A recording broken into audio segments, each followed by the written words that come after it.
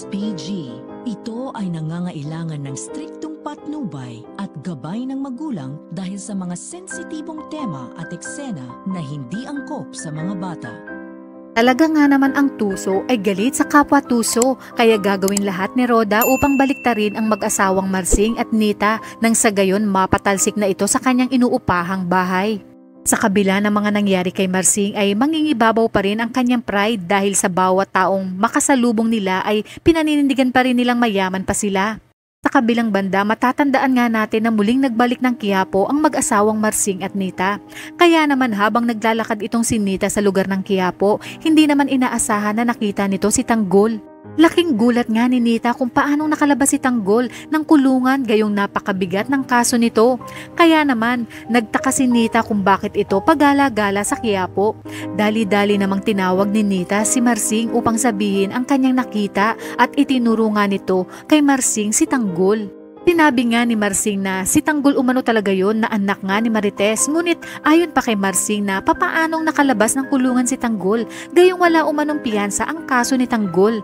Habang buhay na pagkakabilanggo ang hatol dito. Sinabi nga ng mag-asawang Marsing at Nita na kung si Tanggol umano talaga, yung nakita nila ay siguradong hahanapin nito si Mokang at sigurado umano sila na kapag nalaman ni Tanggol ang buhay ngayon ni Mokang ay siguradong ililigtas niya ito. At sakto naman nang lalapitan na nila si Tanggol ay agad itong nawala sa kanilang paningin. Kaya naman sinabi ni Nita na sigurado umanong hindi pa ito nakakalayo kaya hinanap nilang mag-asawa.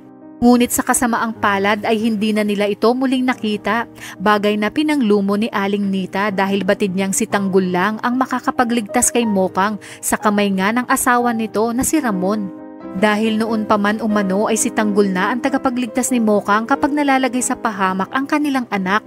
Sinabi nga ni Nita na hanggat nasa puder ni Ramon ang kanilang anak ay hindi siya mapapalagay dahil baka madamay lang umano si Mokang sa mga iligal na ginagawa ni Ramon. Samantala, hindi pa nga din mawala sa isip nila kung bakit nakalaya itong si Tanggol, ngunit hindi na umano mahalaga. Ang importante umano ay masabi nila kay Tanggol ang kalagayan ni Mokang upang iligtas ito ni Tanggol. Talaga nga naman baliktad na ang mundo dahil ang taong noon ay halos ayaw nilang lumalapit kay Mokang ay siya naman ngayong hinahanap nila upang iligtas ang kanilang anak sa kamay ng asawa nito. Ngunit isang malaking palaisipan nga kung ano ang gagawin ni Ramon kay Tanggol sa oras na malaman niyang iniligtas nito si Mokang, lalo pa pagharap-harapan niyang nakita ito na kamukhang kamukha niya. Magpapaubaya kaya siya alang-alang sa kanyang anak na si Tanggol? Mapapatawa din kaya siya ni Tanggol sa oras na malaman ni Tanggol ang lahat ng ginawa ni Ramon kay Mokang, lalo pa ang pananakit at pagkulong niya dito?